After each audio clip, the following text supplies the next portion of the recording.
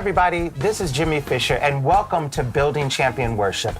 I'm so excited to once again have my friends, my partners in worship, Kurt Lykes and Angela Polk. Hi. We are so glad that they are here, and we're going to talk a little bit more about praise and worship. We're going to kind of go into some deeper questions and maybe just kind of really have a conversation.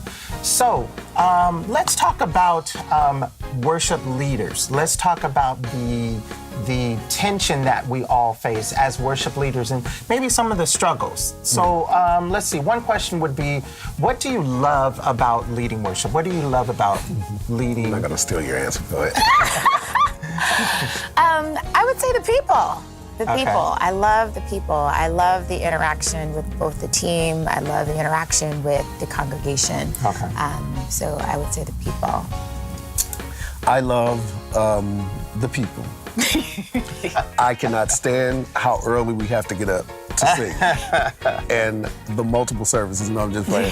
Sometimes it's so early, but I love the people, as Angela said. We love the people, but sometimes working with people can be a challenge. Right. I'll be honest about that part. Right. Because you have to manage people, and you have to manage your team, you have to manage musicians, and sometimes being a worship leader, you even have to manage the audience participation. And so you have all these different elements that are going through your head while you're standing up there trying to bring everyone into this one space to meet God.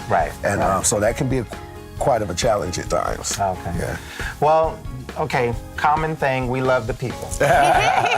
Obviously, I love people as well, love the team members. The other thing that I love is just the ability to bring in new music and allow that to permeate throughout a congregation and allow them to see them when they really connect with the song and connect with God through a song. That is a wonderful experience as a worship leader.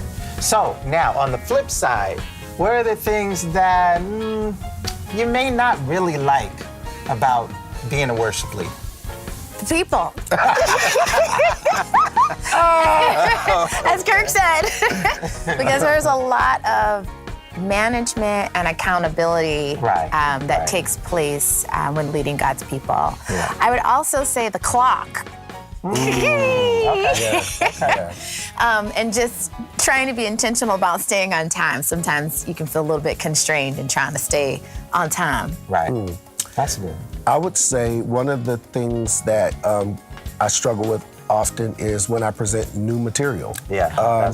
Trying to get everybody on the same page to say, hey, we're going to try something new.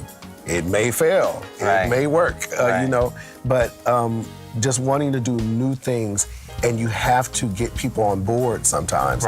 And a lot of times people don't like change. They just like to stay as easy as possible. And so I like to just move and keep it relative and keep it fresh. But sometimes that can be challenging. Actually, you stole my thunder, because how she said people on the good and people on the bad, mine is new music good, new music bad. especially when you've written the song, as these are both songwriters, you've written a song, you know that this song came straight from glory, and you sang it in rehearsal, the musicians got it and all that kind of stuff, and then they look at you in the audience like, what are you doing? You're speaking Japanese, Mandarin, something. And that's tough as a worship leader, because a lot of times, you know, obviously our goal is to bring God's people into His presence. It's our desire to give them songs that will allow them to worship God and to focus on God. And so that's the tool. That's one of the tools that we use in worship. Is the song. And so when it doesn't connect, when it doesn't resonate, and obviously, you know, as worship leaders, we have to give it some time. You know, probably some of our favorite songs that we love to sing, the very first time we let it might have fell on its face. And that does happen. So as a worship leader, I want to encourage you that sometimes don't always take the very first time that you do the song as, okay, it was horrible, I'm never gonna do this song again. Very true. Pray about it. Very true. Rehearse some more. If you wrote it, may want to rewrite. I don't know. but try something that will allow that song to really, really minister, because at the end of the day, that's what we're here for. And it's from the Lord. Yes. Right, exactly. Click on the next video for more of this conversation. And don't forget to like, share, and subscribe to this channel for more videos. And we'll see you next time on Building Champion Worship.